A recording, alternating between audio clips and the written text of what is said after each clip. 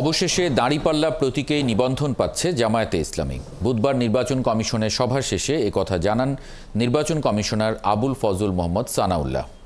তিনি বলেন, আদালতের রায় ও সংশ্লিষ্ট বিষয় পর্যবেক্ষণের পর এই সিদ্ধান্ত নিয়েছে কমিশন।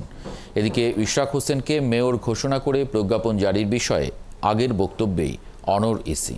কমিশন বলছে, গেজেট প্রকাশ করাই ইসির কাজ, আর শপথ পড়ানোর দায়িত্ব স্থানীয় সরকার বিভাগের।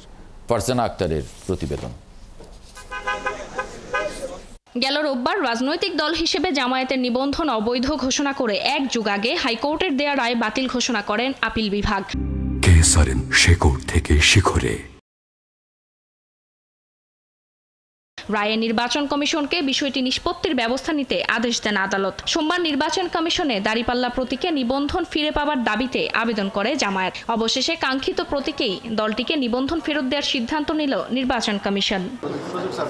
এ বিষয়ে সভা শেষে নির্বাচন কমিশনার সানাউল্লাহ বলেন, তারা আদালতের রায় পর্যবেক্ষণ করে জামায়াতকে দাঁড়িপাল্লা প্রতীক ফিরিয়ে দেওয়ার আদেশ পেয়েছেন। সেই আদেশ মতে আগের প্রতীকে নিবন্ধন পাচ্ছে দলটি। আমরা বিবেচনায় নিয়েছি আরপিও সংশ্লিষ্ট ধারা, আরপিওর অর্থাৎ গণপ্রতিনিধিত্ব আদেশ এর 90 ধারার চ1 খ এ বলা আছে যে রাজনৈতিক দলকে যদি কোনো একটা মার্কা দেওয়া হয় সেটা তাদের জন্য সংরক্ষিত রাখতে হবে। রিট পিটিশন নাম্বার 3797/2006 এটাতে দাঁড়িপাল্লা যাতে কোনো দলীয় প্রতীক না হতে পারে, যেহেতু এটা আদালতের একটা ন্যায় বিচারের প্রতীক, এই মর্মে একটি আপিল দাখিল করা হয়েছিল।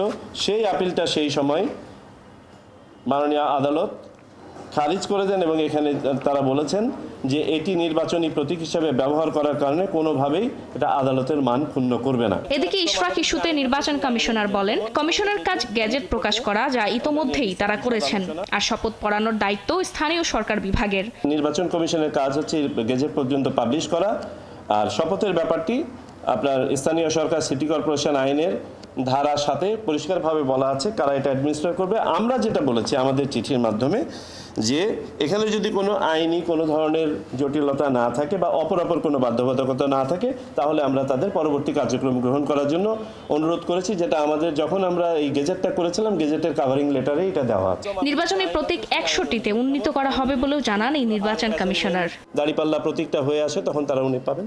Thank you. ফারজানা আক্তার, 71, ঢাকা।